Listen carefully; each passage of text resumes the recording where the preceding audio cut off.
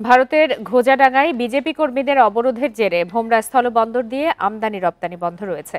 এ বিষয়ে সর্বশেষ তথ্য জানাতে সাতক্ষীরা থেকে যোগ দিয়েছেন সহকর্মী আবুল কাশেম। আবুল কাশেম, ভারতের ঘোজাডাঙ্গায় বিজেপি কর্মীরা কেন অবরোধ করছেন, এ বিষয়ে সর্বশেষ কি তথ্য জানতে পেরেছেন? আর আমদানি রপ্তানি তো এখন পর্যন্ত বন্ধ রয়েছে, বন্দরের কি পরিস্থিতি? আপনি জানেন যে পশ্চিমবঙ্গের রাজ্য বিধানসভার বিরোধী দলীয় নেতা শুভেন্দু অধিকারী তিনি আগেই ঘোষণা দিয়েছিলেন যে আজকের মঙ্গলবার এই দিনে তিনি বাণিজ্য বন্ধের দাবিতে, তার দাবিটা হচ্ছে যে বাংলাদেশ যেহেতু ভারতের দ্বিতীয় বৃহত্তম একটা আমদানি উৎসস্থল, সেই কারণে তার দাবি হচ্ছে যে বাংলাদেশের সংখ্যালঘুদের নির্যাতন হচ্ছে, যদিও সেটা কথিত একটা দাবি, সেই দাবিতে তিনি আমদানি রপ্তানি যাতে বন্ধ হয় এইটির বিষয়ে কেন্দ্রীয় সরকারকে চাপ দিতে আজকে ঘোজাডাঙ্গা অবরোধে ডাক দিয়েছেন। আমি একটু আগেই, আমি এখন ভোমরা স্থলবন্দরে একেবারে জিরো পয়েন্টের পাশে অবস্থান করছি।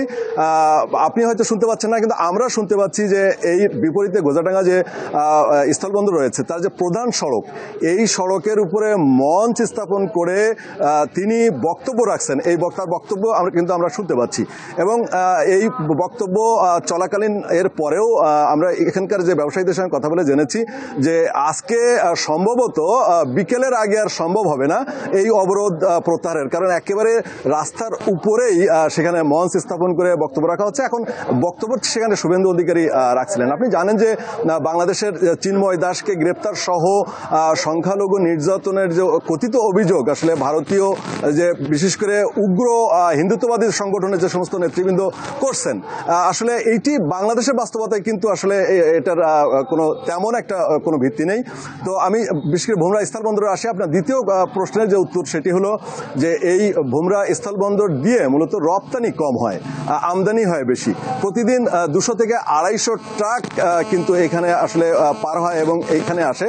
যে পণ্যগুলো প্রধানত আসে সে পণ্যগুলো হচ্ছে পেঁয়াজ, পাথর সহ, বিশেষ করে নতুন সম্প্রতি শুরু হয়েছে চাল আমদানি। এছাড়া কিছু ফলমূল এখানে আমদানি হয়। 200-র বেশি ট্রাক কিন্তু প্রতিদিন যাতায়াত করে।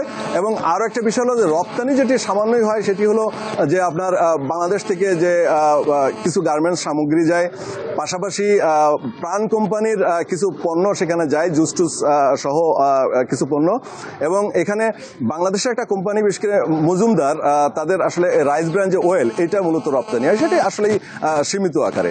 তো এর যে প্রভাব ভোমরা স্থলবন্দরে পড়েছে, সকাল থেকেই আমি এখানে বিভিন্ন শ্রেণী পেশার লোকজনের সঙ্গে কথা বলেছি, তারা আমাদেরকে যেমনটা জানিয়েছেন এবং স্থলবন্দর কর্তৃপক্ষ সহ ইমিগ্রেশন থেকে জানানো হয়েছে যে একটি ট্রাকও ভারতে যায়নি এবং ভারত থেকে একটি ট্রাকও এখানে আসেনি। এই সময় এরকম দুপুরের সময় কিন্তু আসলে এই আমদানি রপ্তানির যে ট্রাক যাতায়াতের একটা মোক্ষম সময়, আমরা এই রাস্তাতে আসলে ভিড়ের কারণে একেবারে প্রবেশই করা যায় না। অথচ আজকে দেখা যাচ্ছে যে একেবারে পরিস্থিতি একেবারেই ভিন্ন। যে ভোমরা স্থলবন্দর থেকে সবশেষ খবর জানাচ্ছিলেন সহকর্মী আবুল কাশেম।